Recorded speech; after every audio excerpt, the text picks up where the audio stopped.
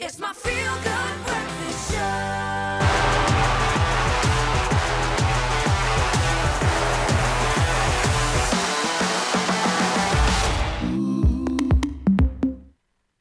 Oh, yes, don't shy away from it. You know, this is an important conversation, and we're going to make it a lot easier for you because it's time to talk all things finance. And why? Well, because with Black Friday and Christmas gifting around the corner, I think finance is all that's on our mind these days. How are we going to keep up? So here's our question to you. And I think this is a very hot topic when it comes to managing finances together. The question really is, should couples combine their salaries and savings? Boom, boom, boom. Both at the same time? I mean, that's a loaded question. It is. I'm going to do this because I want to deflect it just for a second and ask Zanele this question. Zanele, do you think combining finances helps couples achieve their financial goals faster?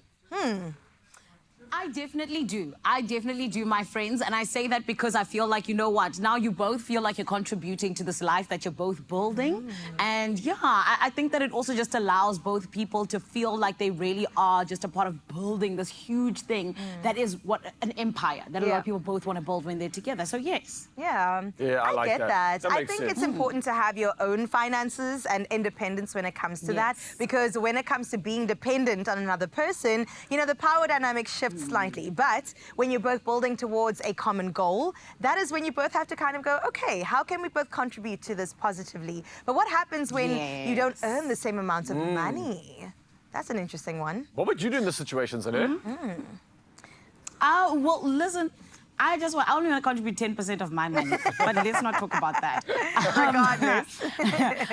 Regardless, I definitely think that when we talk about not earning the same amount of money, I think it's about finding what's comfortable. And more than anything else, I think, you know, being realistic is the most important thing. If you're going into a relationship, there's no way you can believe that you're going to earn the same amount as your counterpart. Because I say that in the sense of you're never 100% necessarily going to be in the same realm. And even then, unfortunately, there's still the gender pay gap at the moment. That is still a thing. You know what I mean? So I think it's about finding what's comfortable for the person and what they're earning. I like that. I couldn't say it any better. And I think it's really important that you look at what the actual goal is at the end of the day. 100%. I think if you're looking at things like managing finances, that's cool. But what if you're working towards a goal like we mentioned now? We want to have a big savings or a vacation, and one of you's earning 3 times more than the other. What do we do in that situation? I think that's very tricky. I think for me, it's important that you be aware of what's really happening and what the actual goal is. I think as a couple,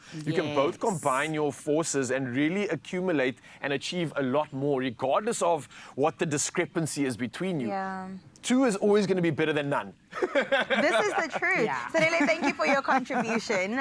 We'll get back to you in just a little bit. Oh, thank you. But I absolutely love what she said too, and also the way she came through saying 10% is me, right? Jokes are not jokes. I think communication is important. It is. And also setting up those boundaries, saying this is actually how much I earn, therefore this is how much I can contribute right now. Different seasons of my life might present something different, but at the moment, this is where we're at. Communication's key. It is absolutely key. And I think if you are in a relationship, then the finances bring about great conversation that we can't run away from in terms of like, what do we actually want as a couple? What is the goal? And when you start talking about your finances, you start talking about your goals, you realize, hey, we can or we can't do this, and here's the plan as to how we're going to get it done. And then it becomes a matter of time, not a matter of hope. Which is such a beautiful thing with a relationship. What a distinction, because now it's actually attainable versus something we're dreaming about as well. And I think it's important to be realistic too when it comes to money, right? Like you said, if I'm dreaming about something, it's very different to what is happening in my bank account. The Nile is a river in Egypt, okay?